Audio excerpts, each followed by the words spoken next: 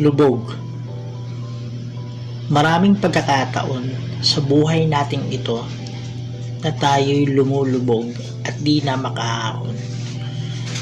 Bagkus tayo'y gumagapang, unting-unting gumagapang paahon.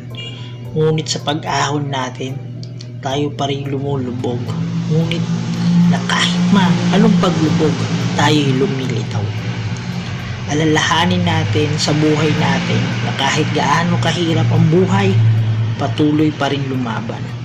Nalulubog, nalulubog, nalulubog. Hindi ito katulad ng esophagus na paulit-ulit. Umuulit-ulit lamang ito dahil sa pangyayari sa buhay natin. Nauulit ito dahil sa mga sablay sa buhay natin.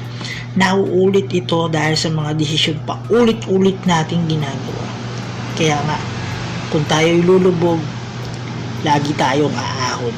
Huwag tayong papayag na tayo'y kainin ng ating mga bisyo, na tayo'y kainin ng problema.